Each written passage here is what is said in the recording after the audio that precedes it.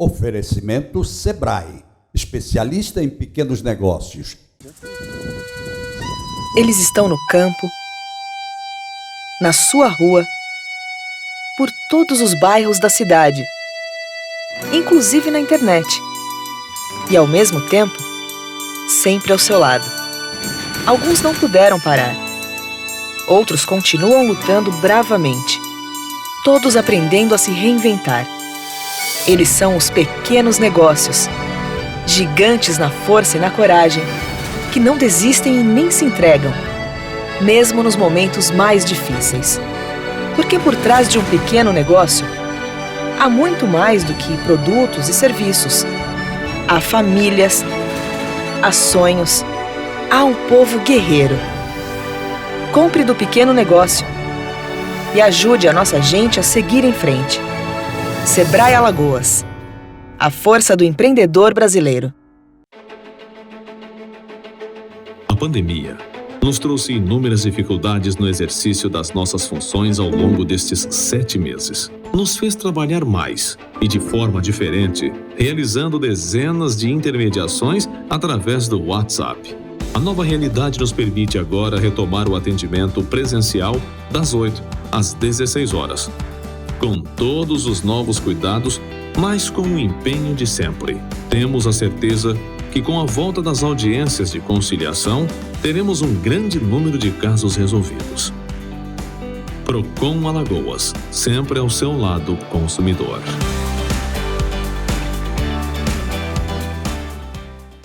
Alô, meus amigos, mais um bate-papo com o Geraldo Câmara. Que bom, olha, ainda de casa, mas em breve, olho no olho. Pode ter certeza que está chegando o dia da gente voltar para a Bodega do Sertão e fazer os nossos programas lá.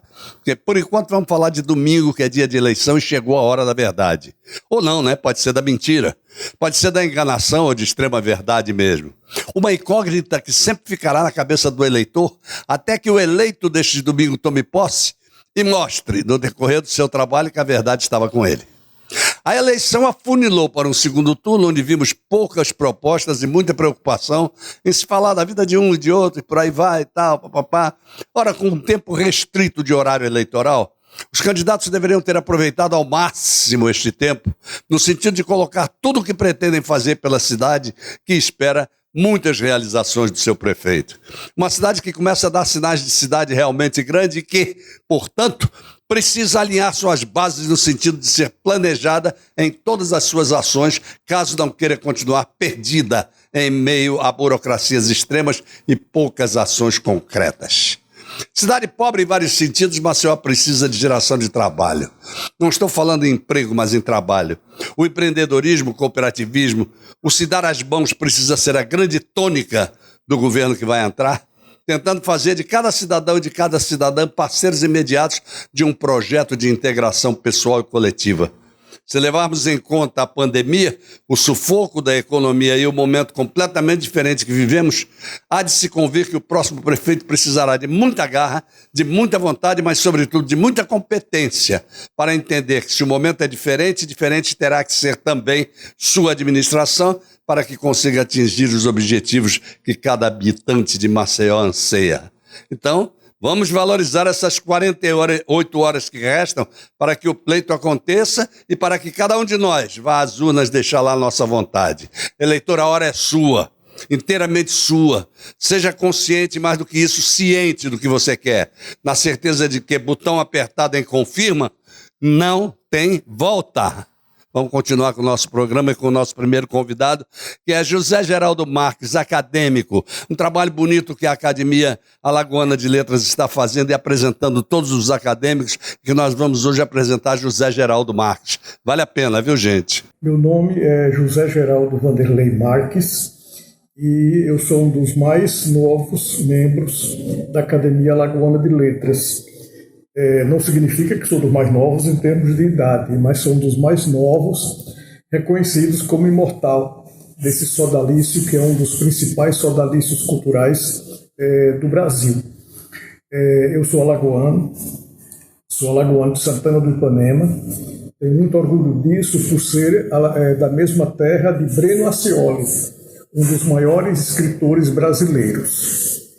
Coube-me por designação do presidente Rostand Laverly, da academia, falar sobre o passado da cadeira 16, que é a cadeira que me coube assumir agora na academia. Desde 1919, quando a academia foi criada, nós já tivemos algumas pessoas que passaram por essa cadeira. Mas na própria inauguração da cadeira, ela já tinha o nome do patrono, que era Guimarães Passos. Guimarães Passos é um dos poetas que eu mais amo desde a infância. E digo isso porque eu aprendi Guimarães Passos no grupo escolar Padre Francisco Correia, em Santana do Ipanema, quando eu fazia o primário com Dona Aldite. Agora, tem uma poesia de Guimarães Passos no nosso livro-texto, mas eu nunca soube que Guimarães Passos era alagoano. Como provavelmente muitos alagoanos não têm ideia de que esse gênio realmente nasceu aqui, na terra das Alagoas.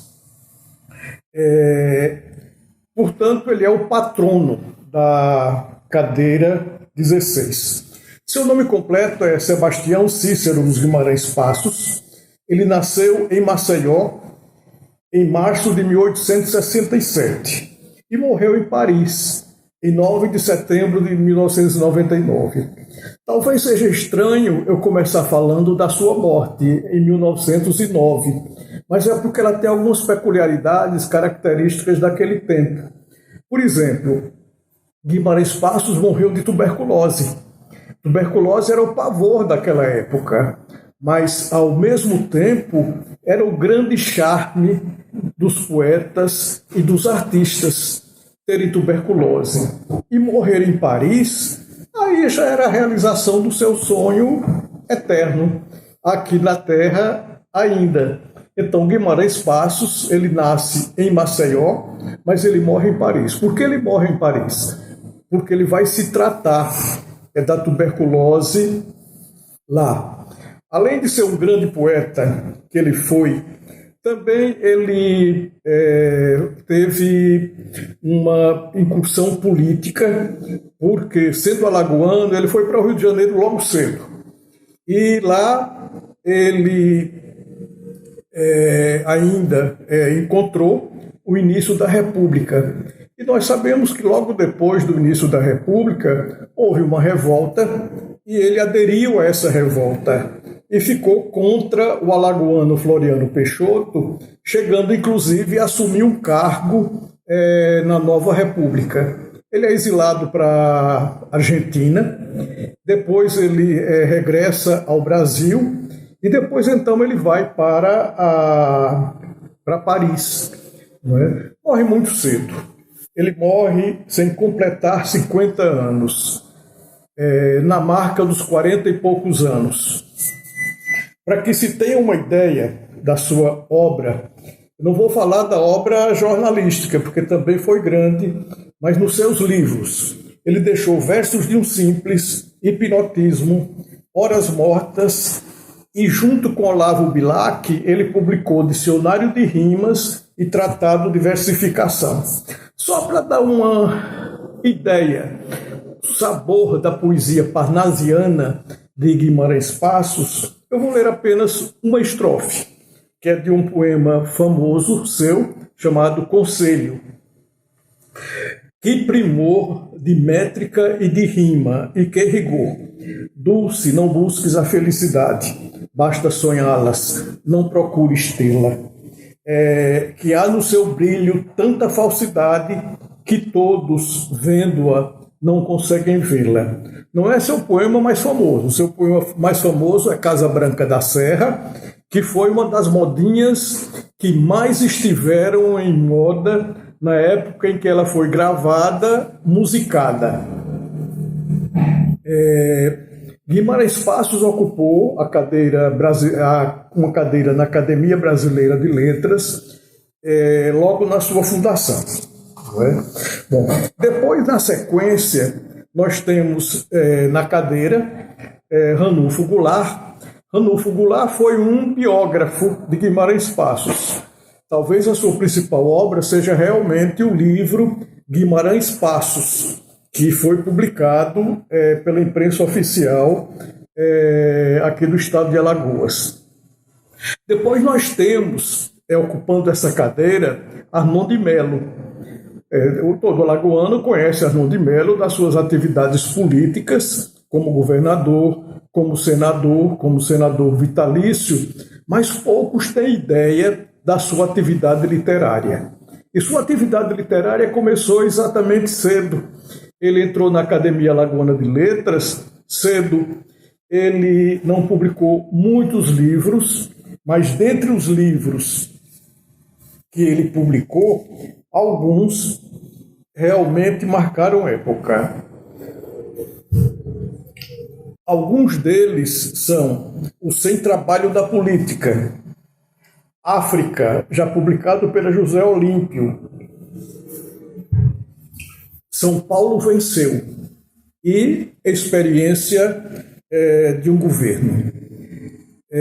Alagoano, nascido em Rio Largo, casado com Dona Leda Collor de Melo, que sem dúvida nenhuma, sem esse casamento, ele era grandioso, mas não seria tão grandioso sem o papel dessa extraordinária mulher que foi tão importante na cultura alagoana. Outra pessoa que sentou na cadeira 16, esse eu faço questão de render assim o meu preito e de dar o meu testemunho pessoal, porque amigos não se encontram, amigos se reconhecem.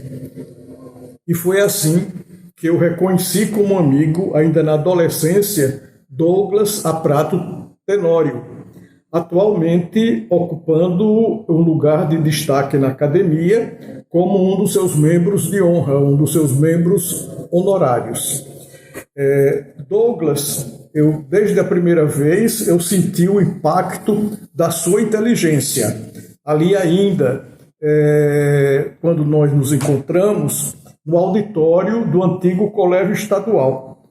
Douglas tem uma produção literária imensa, ele é um historiador, mas é aquele tipo do historiador que lhe cativa pela escrita. E não foi só um historiador ortodoxo, do que ele foi muito bom, digo ortodoxo, seguindo cânones e teorias da historiografia. Mas ele chegou a incursionar, por exemplo, em obras interessantíssimas, como a História de Alagoas em quadrinhos, e como a Cartofilia sobre o estado de Alagoas. Mas, para mim, um dos seus melhores trabalhos, e eles mereceram um ensaio inteiro do meu primo José Marques de Melo, o grande comunicólogo brasileiro, foi sobre as ferrovias no Brasil. Porque eu era secretário regional da Sociedade Brasileira para o Progresso da Ciência, SBPC, quando recebi, com o intuito de divulgar, um número da revista oficial da Sociedade. E esse número trazia a resenha do livro de ferrovias no Brasil.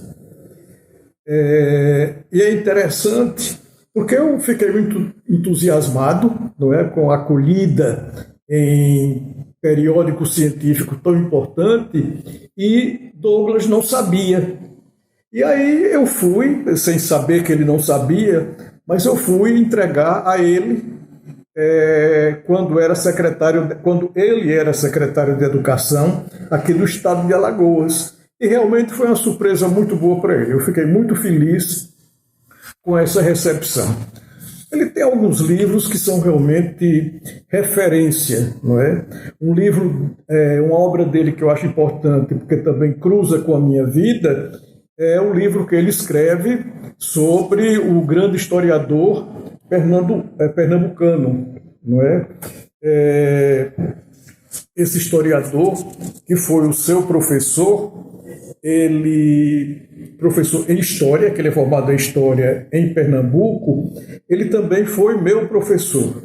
É interessante, ele foi professor do Douglas aqui e foi meu professor na Universidade de Harvard, Armando Souto-Maior, a quem eu devo muito. Então, fico feliz que eu possa ter transmitido essas informações e espero corresponder a essa sequência, o que é uma grande responsabilidade.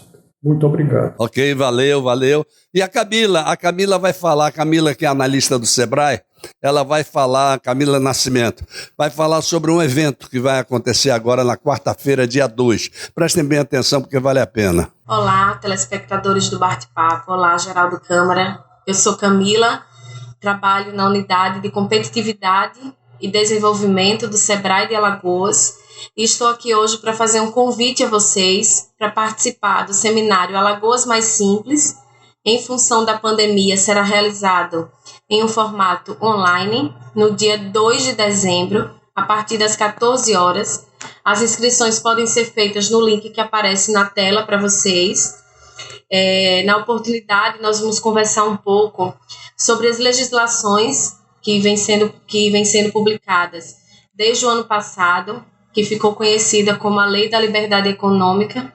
É o foco do nosso seminário, é a desburocratização e a simplificação dos processos no que se refere à abertura, alteração e baixa de empresas aqui em Alagoas, com base nas legislações publicadas pelo governo federal, que vem evitando esforços na publicação dessas legislações para alcançar uma meta ousada que foi imposta, de que o Brasil fique entre os 50 países no ranking do Doing Business.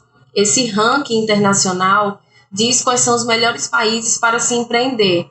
Atualmente, o Brasil ocupa a 124ª posição e a meta é ficar entre os 50 melhores países para se empreender. Com isso, vem sendo publicadas essas legislações com esse foco da melhoria do ambiente de negócios, não só em Alagoas, mas em todo o Brasil, dar celeridade ao funcionamento dos negócios e das empresas em âmbito nacional, para que as pessoas possam gerar emprego, gerar renda, gerar desenvolvimento local, regional e tornar as empresas mais competitivas, fazer com que as empresas tenham seu foco na gestão e o foco não deve estar na burocracia, em fazer funcionar uma empresa. Então, só retomando um pouco, a Lei da Liberdade Econômica, em 2019, ela classificou um rol de 287 atividades que são classificadas como baixo risco, ou seja, elas se formalizam, têm o CNPJ e já podem abrir para o funcionamento. Não sendo dispensada, logicamente, das fiscalizações dos órgãos de licenciamento. Então, a empresa, por exemplo, uma lanchonete que é classificada como baixo risco, ela formaliza, tem o seu CNPJ, abre suas portas para o funcionamento e os órgãos licenciadores fazem a fiscalização a título de orientação para adequação dos requisitos sanitários, ambientais, de incêndio, pânico, uso e ocupação do solo. Lembrando ao empresário que, ao formalizar, ele deve conhecer essas regras e já abrir o seu empreendimento sabendo, conhecendo e aplicando essas regras no seu estabelecimento. Então, esse seminário é uma oportunidade de ampliar o conhecimento sobre o tema e saber o que é que o seu município pode estar implementando para a melhoria desse ambiente de negócios, tornando as empresas competitivas e desenvolvendo o seu município local e regional. A título de conhecimento, essas empresas que foram classificadas como baixo risco, elas representam cerca de 60% das atividades que são exercidas em todo o país.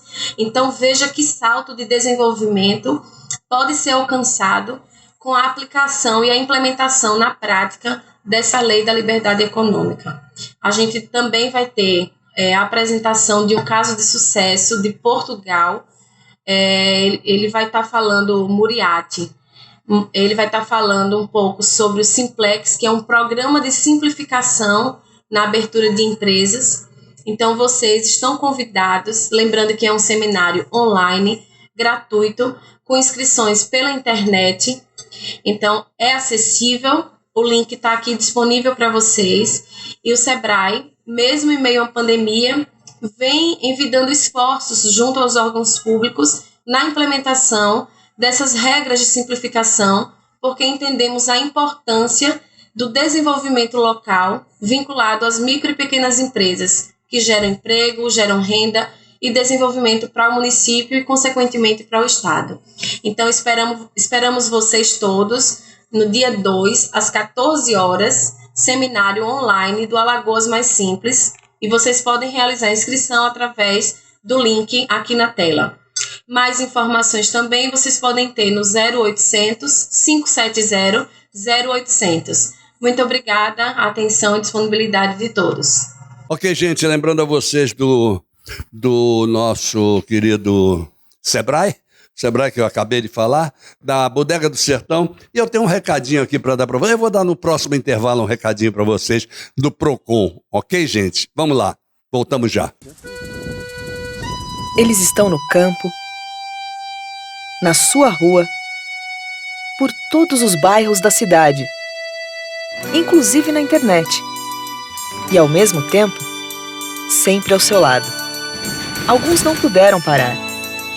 Outros continuam lutando bravamente. Todos aprendendo a se reinventar. Eles são os pequenos negócios, gigantes na força e na coragem, que não desistem e nem se entregam, mesmo nos momentos mais difíceis. Porque por trás de um pequeno negócio, há muito mais do que produtos e serviços.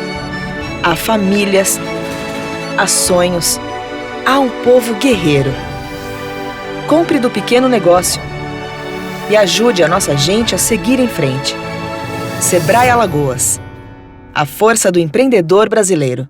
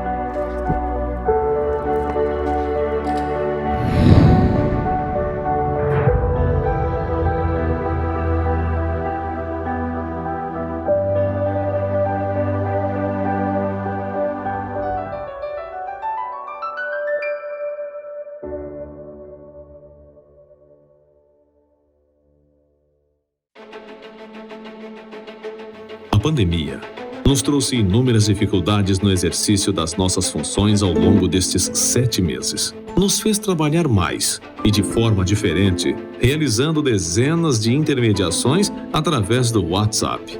A nova realidade nos permite agora retomar o atendimento presencial das 8 às 16 horas, com todos os novos cuidados, mas com o empenho de sempre. Temos a certeza que com a volta das audiências de conciliação, teremos um grande número de casos resolvidos. Procon Alagoas, sempre ao seu lado, consumidor.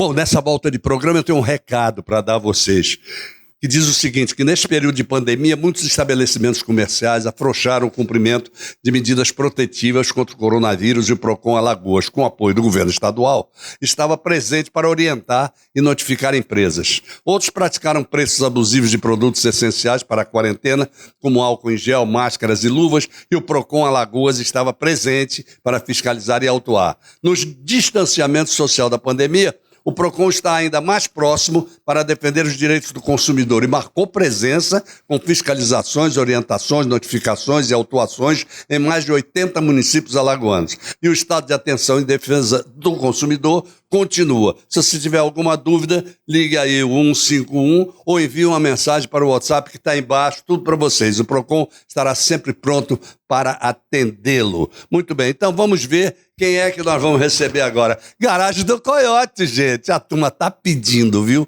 Garagem do Coiote hoje com vocês. Vamos lá, Celcinho.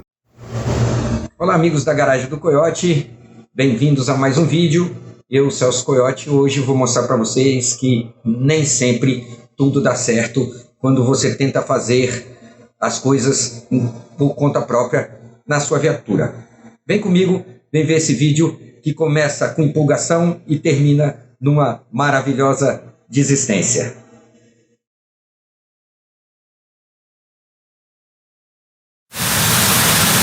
Bom, amigos da Garagem do Coiote, hoje temos um vídeo de jipeiro fazendo coisa de jipeiro. Eu falei para vocês num dos primeiros vídeos que você acaba tendo que fazer um pouquinho de cada coisa, então hoje eu tive um problema no meu carro, vou mostrar para vocês uma coisa bem diferente. Então vamos lá dar uma olhada e ver como é que nós vamos resolver isso. Vem comigo. Então, amigos, vou contar uma historinha para você. A situação é a seguinte. Vocês sabem, acompanharam no vídeo aí que eu fiz uma viagem com a Cherokee, fui e voltei 3.000 km sem problema nenhum. Quando cheguei, fomos fazer o rodízio dos pneus da Cherokee. E com a surpresa, quando chegamos em uma das porcas, totalmente travada.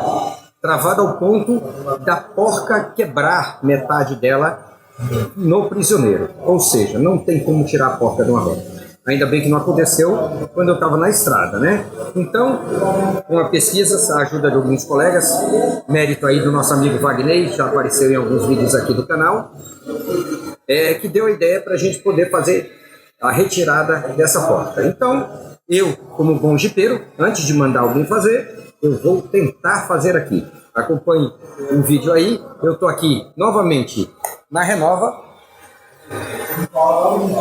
que nos cedeu aqui o espaço para poder cuidar da Cherokee. Vou mostrar para vocês a situação da porca agora e a solução que foi dada para resolver o problema, né? Então, meus amigos, olha aí, ó.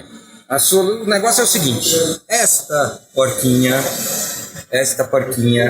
de Itacuja aqui, né? Tá presa aí, ó. Só tem metade dela no negócio. A outra metade quebrou, o prisioneiro tá lá e essa coisa não se mexe, né? Então, o que foi resolvido? Vamos ter que tirar ela daí. Como? Basta, estamos usando aqui, ó. Vou virar aqui a câmera. Aí. Furadeira, né? Aqui é a solução, é uma furadeira. Botamos broca de aço. E a intenção é a gente ir furando a porca onde dá para furar até que ela quebre, né? Que a gente possa botar força e ela quebre, porque aí eu consigo tirar a porca, aí é só botar uma porca nova, passar um WD-40 ali para a gente resolver. Estou aqui com uma quantidade já de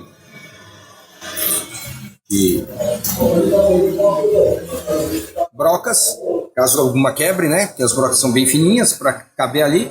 Então vamos lá, acompanha aí com a gente. Vamos ver como é que ficou isso no final das contas. Bom, início dos trabalhos. Vamos começar, né? Ver o que dá isso.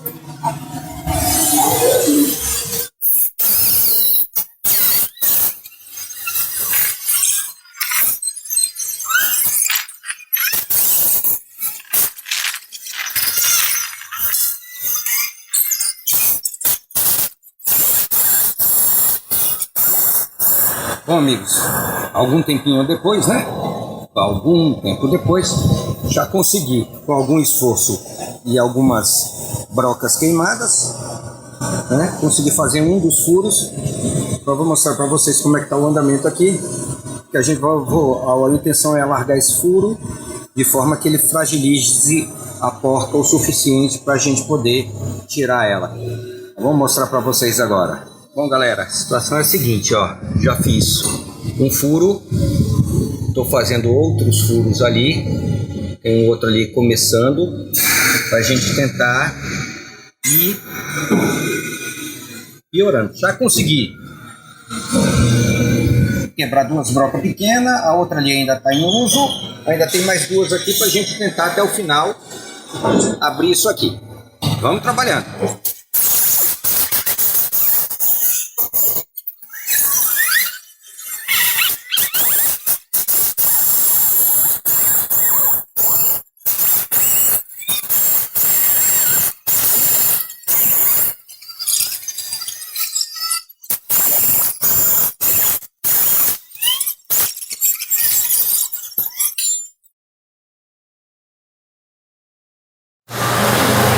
Bom, meus amigos, de volta aqui, depois de 5 horas de tentativas, está na hora do minuto da desistência, né?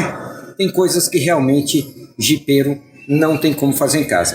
Vamos levar no torneiro para ele sacar logo essa porca, esse resto desse prisioneiro. Vou até mostrar para vocês a lambreca que ficou, para vocês verem o resultado.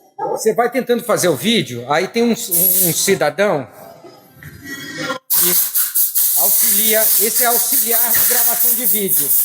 Para o áudio ficar perfeito, toda vez que você vai gravar um vídeo, Pedrão... Estamos aí, né?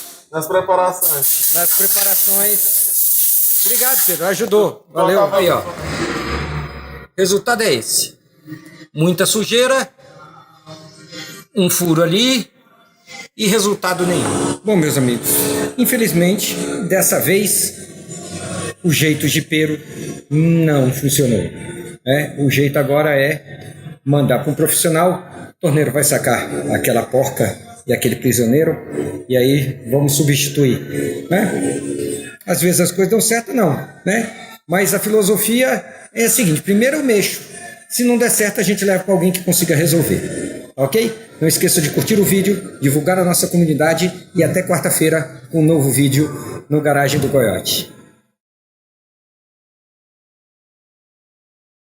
Bom, agora vem um negócio interessante depois das eleições, que é a transição.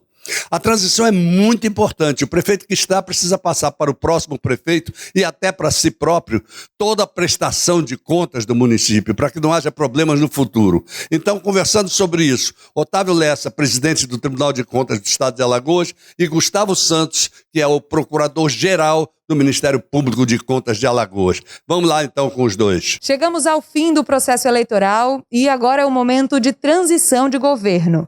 O Tribunal de Contas do Estado de Alagoas disponibiliza uma resolução para facilitar esse processo e fazer com que os gestores, esses novos gestores, recebam todas as informações e os dados necessários ao exercício da função. Essa resolução ela vem disciplinar a transição de governos nas eleições municipais que está correndo agora, né, no estado de Alagoas. Ela é de 2016, ela não é uma novidade, ela já foi aplicada na eleição anterior e ela visa uma transição civilizada, pacífica, entre o antigo gestor para o novo gestor. Bom, o tribunal sugere uma equipe formada por 3 pessoas da atual gestão, secretário de Finanças, Administração e Controle Interno, ou cargos equivalentes, e 3 pessoas da nova gestão. Essas pessoas vão se reunir e os indicados da gestão anterior, eles têm como compromisso de entregar uma série de documentos.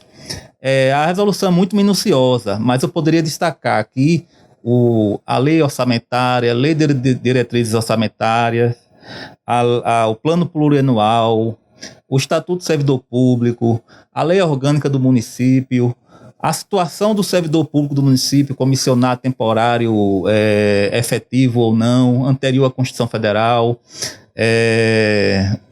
as licitações ocorridas, as despesas. Em suma, são vários documentos que permitirão o novo prefeito se inteirar da situação do município antes de tomar posse no dia 1º de janeiro. É bom ressaltar que essa resolução do tribunal ela não está criando direito nenhum, ela não está... Tudo o que está na resolução já existe em outras leis.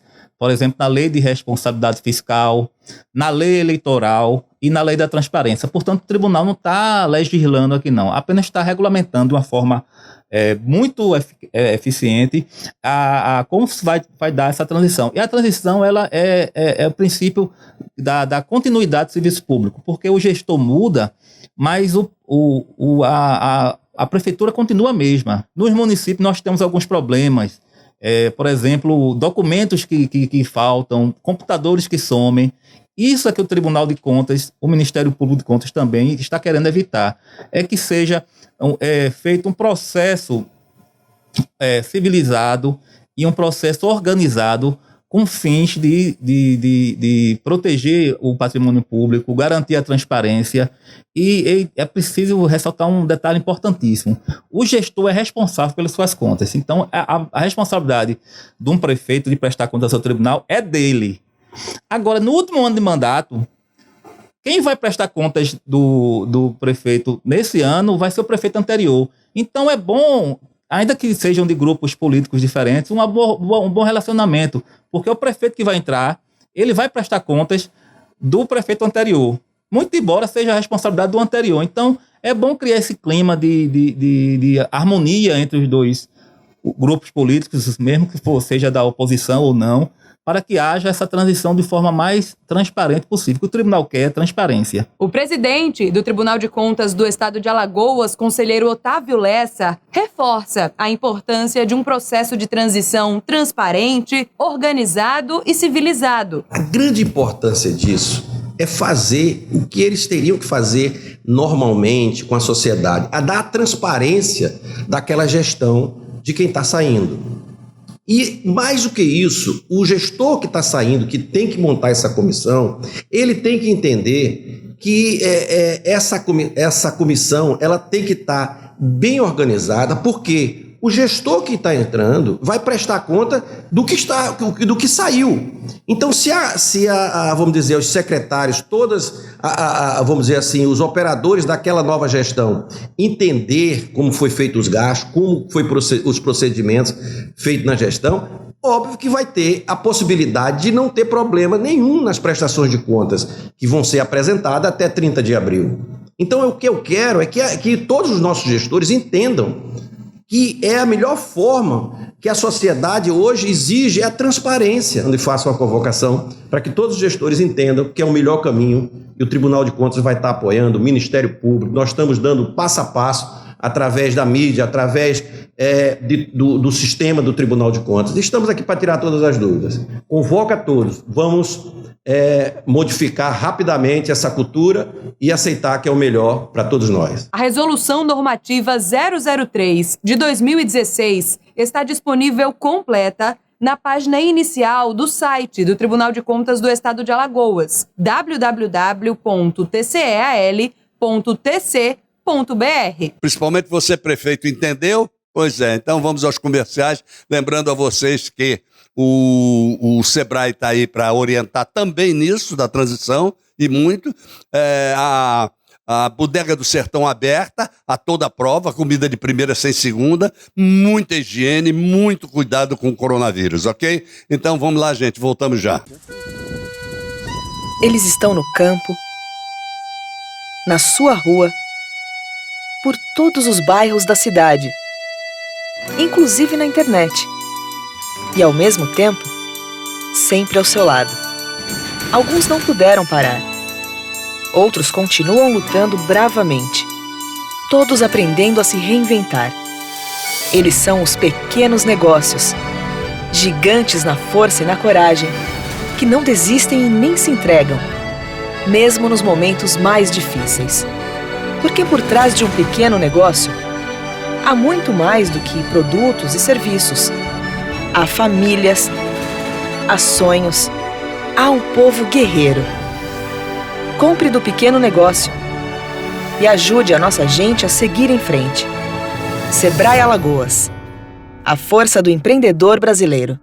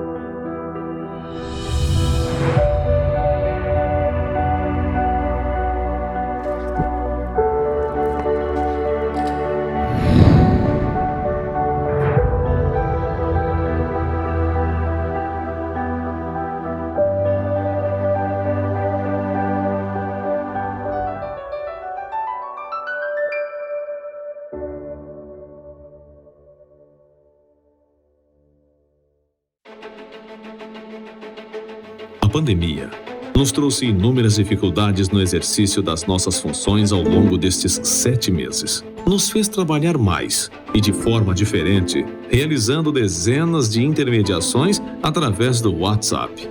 A nova realidade nos permite agora retomar o atendimento presencial das 8 às 16 horas, com todos os novos cuidados, mas com o empenho de sempre. Temos a certeza que com a volta das audiências de conciliação, teremos um grande número de casos resolvidos. Procon Alagoas, sempre ao seu lado, consumidor.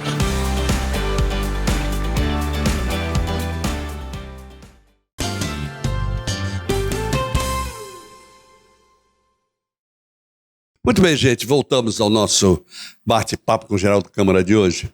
Eu sou obrigado a lembrar a vocês, lembrar principalmente a você, eleitor, que você ainda tem tempo de pensar. Pense bem, pense para um, pense para outro, qualquer um deles pode merecer o seu voto, mas o fato é que quem recebeu o seu voto tem que ser realmente merecido.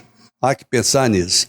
Bom, no dia das eleições, muito cuidado, gente, muito cuidado. Nada de entrar em aglomeração, por hipótese alguma, usar máscara, fazer toda a higienização possível fora, porque no âmbito da eleição, da votação mesmo, todos os cuidados estão sendo tomados pelo TRE. Todos. Então, com esses cuidados tomados, você quando entra, você tem toda aquela preventiva de higiene das mãos, de tudo. Você vai mostrar o seu documento de longe, tá? Você não vai apertar botão nenhum, a não ser aquele da cabine, onde você vai botar o número e confirmar, e que imediatamente é limpo para o próximo que vem, e por aí vai. Então, tomando esses cuidados todos, eu acho que a gente está prevenindo, porque... Queira ou não queira, não sei, mas dizem que nós estamos aí começando uma segunda onda, não sei se é verdade ou se não é, mas o fato é que no Brasil inteiro o coronavírus está crescendo, o número de casos está crescendo, o número de mortes também. Ainda agradecemos muito a Deus e agradecemos também a quem nos está governando no momento, porque o equilíbrio tomou conta, e nós estamos controlados. Por enquanto, nós estamos controlados. Não é o caso do Rio de Janeiro, por exemplo, que não tem mais leito de UTI. Nós estamos com leitos sobrando aqui. Então, graças a Deus, vamos pedir a Deus que isso continue dessa maneira. Bom, vamos receber o Gustavo Moreno, publicitário, que esteve aqui alguns meses atrás falando como estava essa questão da propaganda e da publicidade em plena pandemia. Agora, as coisas mudaram um pouco porque... os negócios começaram a abrir. Então eu quero ouvir o Gustavo Moreno também sobre isso. Vamos lá, Gustavo. Olá, pessoal, tudo bom? Geraldo, um prazer mais uma vez aqui receber o seu convite para fazer uma fala aqui para tentar contribuir de certa forma no pensamento do que se passa no mercado publicitário, né, por conta da pandemia, do novo coronavírus, né? Eu fiz algumas anotações aqui daquilo que eu acho que a gente precisa refletir um pouco, né? Então, eu costumo dizer que a gente precisa pensar em 3 momentos, né? O primeiro momento foi quando começou a pandemia, né? Então, o que acontece? Home office virou realidade para muita gente, né? As lives começaram a pipocar, seja elas para shows, para eventos, para treinamentos, enfim, as lives das mais diversas, com os mais diversos objetivos, começaram a pipocar e ter grande repercussão. Os colégios, né, principalmente os particulares, né, a gente tem alguns exemplos de colégios públicos que conseguiram ter um êxito interessante, né, nessa pandemia, mas a maioria não conseguiu ter grande destaque, mas também não é de se comemorar, porque o privado também não teve esse destaque tão grande. Eu posso falar isso pela experiência própria que eu tive, né, de que o colégio da minha filha teve que se virar nos 30 para se adaptar e dar as aulas.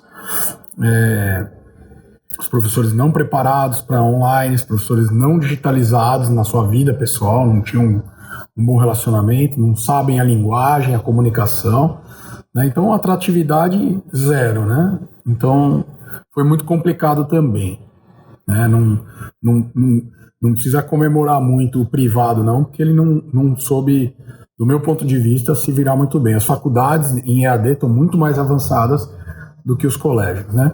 Os aplicativos já prontos começaram a faturar ainda mais, né? Principalmente da parte de transporte, serviços, comida, né? O e-commerce, né? Quem já tem um e-commerce bem formatado conseguiu ter uma receptividade muito boa. Muita gente acelerou os seus processos de e-commerce, então empresas que estavam engatinhando ainda passaram a acelerar mais o processo de digitalização para tentar se atualizar, né? Mas isso tudo não foi o suficiente, né? Porque você ainda via muita gente indo aos supermercados, às farmácias, mesmo sabendo que poderiam pedir pela internet ou pelo WhatsApp, né? Acredito que apenas acelerou o processo de digitalização e alguns processos, trabalho, reuniões, soluções, né? Mas muita coisa ainda ficou para trás, mesmo na iminência de você ir ao supermercado e poder ser infectado pelo coronavírus, né? Então, mesmo tendo algumas alternativas, né? Então, é curioso que, por exemplo, processos como reuniões, que você perdia muito tempo com deslocamento, locais físicos, né? Você acabava conseguindo fazer reuniões online. E você via, nossa, puxa, que interessante, né? Deu para resolver tudo muito mais rápido, fácil, prático, né? Então, esse tipo de coisa foi ganhando mais corpo e ganhando mais espaço, né, no cotidiano das pessoas. E isso fez com que as pessoas mudassem o seu comportamento. Elas estavam trafegando, né, estavam presentes em locais que antes elas não estavam, né? Então, muita gente que não conhecia aplicativos de videoconferência, né, passaram a instalar, conhecer. Pessoas que assistiam um pouco o YouTube passaram a assistir mais. Pessoas que interagiam menos nas redes sociais passaram a interagir mais. A televisão, de certa forma, com notícias muito carregadas, acabou também perdendo um pouco de espaço, né? Porque a pessoa já não aguentava mais aquelas notícias mortes e mortes e mortes. Então, isso já estava muito próximo das pessoas, né? Então, tinha gente muito próximo de todo mundo, né? Sendo infectado e tendo que ir para hospitais, para médicos, muitas pessoas perdendo vidas. Então, isso já estava na nossa realidade. Não tinha por que o jornalismo ainda... Quer dizer, tem o porquê, porque é no sentido de informar, mas as pessoas passaram a optar de ver quando queriam e quando sentiam a necessidade disso. Mas, no geral, as pessoas queriam ou trabalhar mais ou se descontrair mais, e isso fez com que elas mudassem, de certa forma, o seu consumo, né? De mídia, né? Onde elas estavam consumindo informação, onde elas estavam, quais os meios que elas estavam, né? Então, daí eu costumo dizer que tem o segundo momento, que é a saturação da pandemia, né? Então, 2 meses, 3 meses, e aí as pessoas começam a ficar exaustas, né? A aula online já não fica mais tão atrativa, né? O despreparo dos professores, a inquietação das crianças, a internet que varia na casa do professor, que uma hora fica boa, outra hora fica ruim, o microfone da professora que às vezes quebra, enfim, a professora ainda naquele método antigo de aula, então a criança já começa a não ter mais tanto interesse, não tem a opção dela assistir a aula na hora que ela quiser, ela tem que estar ali naquele compromisso. Então, tudo começa a ficar menos atrativo. As lives já não começam a acontecer com mais nessa mesma frequência. Então, tudo isso começa também a cair e aí muda de novo, né? Uma abertura gradual do comércio, as pessoas voltam a querer interagir novamente entre elas. As mídias convencionais como o outdoor, busdoor, a mídia de rua, o carro de som, essas coisas começam a de novo ganhar força novamente, né? A mídia em elevadores começa a ganhar força novamente. O comércio abre as portas e aí começa volta novamente a haver um consumo. E aí você fica meio dividido, né? E agora? Eu vou para onde e tal? Mas o mais interessante é que isso tudo está ligado ao comportamento do brasileiro, né? O brasileiro é muito pele, muita emoção, né? Então ele tem essa necessidade do encontro, ou com as pessoas, ou com o produto, né? Então é difícil. Você ainda tem aqueles velhos, né? Aqueles velhos ditados de que eu comprei pela internet, ao invés de vir um celular, veio um tijolo, veio uma pedra, né? Aquelas histórias de receber um celular. Então a desconfiança, claro que o e-commerce cresceu muito no Brasil, mas você ainda tem muita desconfiança do brasileiro, né? Porque ainda existem muitos casos de golpe aí na internet, nas plataformas, e isso Claro que é muito pequeno perto do volume de negociação, mas isso gera um desconforto e gera uma desconfiança nas pessoas. E aí o brasileiro tem dessas. Então, eu costumo dizer que a pandemia ela acelerou, né, alguns processos no começo. No período da saturação, as pessoas foram caindo na real que, peraí, também não é tudo isso, a gente precisa diversificar, né? É como quando a televisão foi lançada no mundo e achavam que ia acabar o rádio. Não acabou, né? Se dividiu. Então, nem tudo é digital, também não dá para apostar só no offline, você precisa dar uma diversificada, e eu acho que é isso que está acontecendo, diversificando. E com a chegada da vacina, que eu costumo dizer que é o terceiro momento, a gente precisa avaliar como é que as pessoas vão reagir, né? Se aquela aceleração dos processos digitais elas vão desacelerar, né? Se essa carência do brasileiro no encontro com o produto, com as pessoas, com o comércio, se isso vai voltar a predominar. Então ainda não temos muito cenário definido. Uma coisa é certa, o impacto econômico foi muito grande, o digital na publicidade cresceu demais, porém ele é um valor menor, então diminui o valor que está circulando nas agências de publicidade, porque o digital é bem mais barato, dá para você direcionar por público, por consumo, por interesse, por idade, por sexo, por localização. Então o valor da mídia diminui muito, né? O que diminui o faturamento das agências, mas por outro lado você acaba tendo um volume maior, você começa a ter outros nichos que não tinham capacidade financeira de anunciar na televisão, mas que elas podem anunciar na internet. Então, assim, a pergunta que fica, Geraldo, aí para o pessoal, para a gente refletir, nós já estamos pensando no pós-vacina, porque a tendência do mercado publicitário é sempre o bom humor, a criatividade, a esperança, e nós somos muito otimistas e acreditamos que até janeiro a vacina vai ser realidade e a partir daí qual vai ser o comportamento. Já estamos iniciando alguns estudos de tendência para ver qual deve ser o comportamento do consumidor e das pessoas após a chegada da vacina. E você, Geraldo? O que você acha? Um abraço, meu amigo. Obrigado pela oportunidade. Espero aí ter contribuído com algumas informações. Espero ter abastecido aí os seus telespectadores e seus ouvintes com informações que venham a fazer com que eles reflitam um pouco mais sobre a pandemia do ponto de vista da publicidade e por onde as pessoas estão trafegando neste momento e que ele pode interferir para mostrar o seu produto, seu serviço, suas habilidades, enfim. Estamos aqui, Geraldo, sempre à disposição de vocês e estou às ordens. O mercado publicitário agradece esse espaço. Um grande abraço. Fica com Deus. Olha, eu vou apresentar uma cantora para vocês, é quase que uma nostalgia. Ela é paraibana, mas não morava na Paraíba, até hoje não mora na Paraíba. Ela mora na Suíça.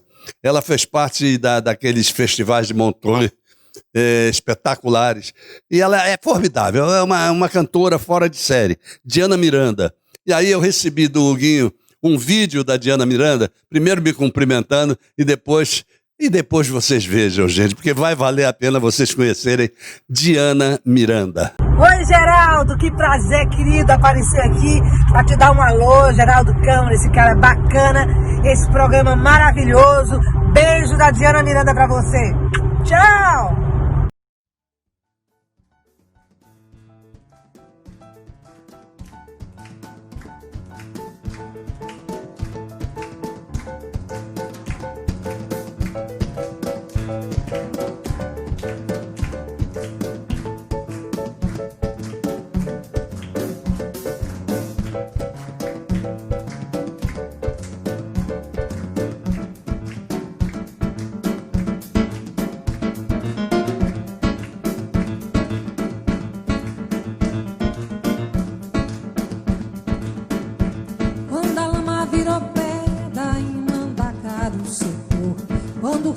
De sede bateu asas e voou.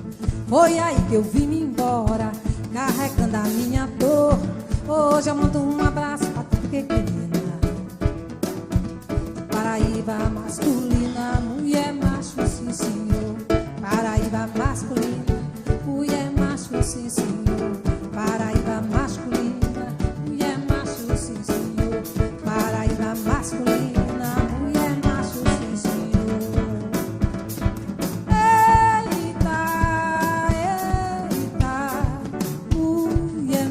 sim senhor.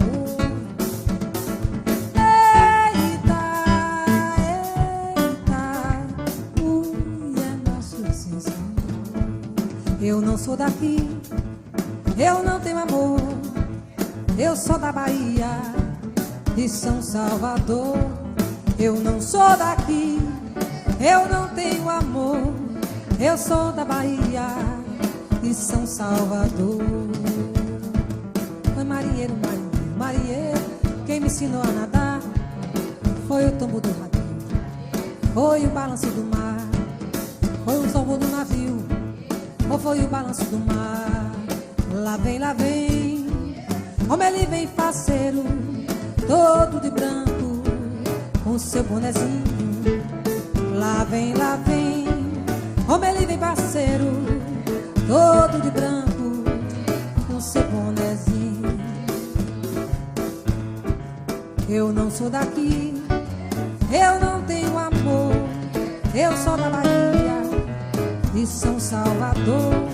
Eu não sou daqui, eu não tenho amor. Eu sou da Bahia, de São Salvador. Eu não sou daqui, eu não tenho amor. Eu sou da Bahia, de São Salvador. Eu não sou daqui, eu não tenho amor. Eu sou da Bahia, de São Salvador.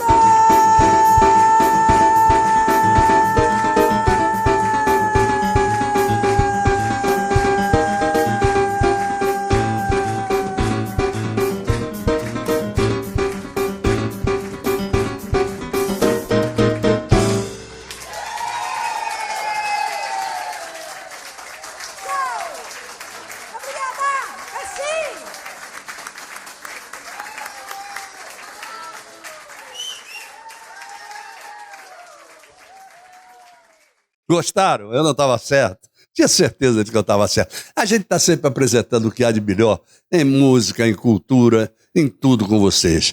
Bom, mais uma vez, repisando e repetindo, que a gente espera que tudo corra bem agora no domingo e que as eleições sejam fluentes, pacíficas, tranquilas, em todo o Brasil, onde há segunda eleição, onde há segundo turno. Eu desejo felicidade para ambos os candidatos, mas, sobretudo, eu peço paz nesse finalzinho de campanha, que haja muita paz e que as pessoas não se deixem levar por acusações mútuas e por aí vai. Vamos para uma coisa mais bonita e mais tranquila, ok?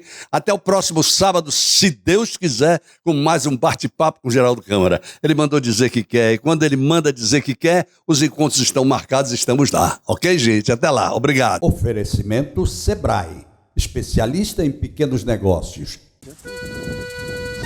Eles estão no campo, na sua rua, por todos os bairros da cidade, inclusive na internet.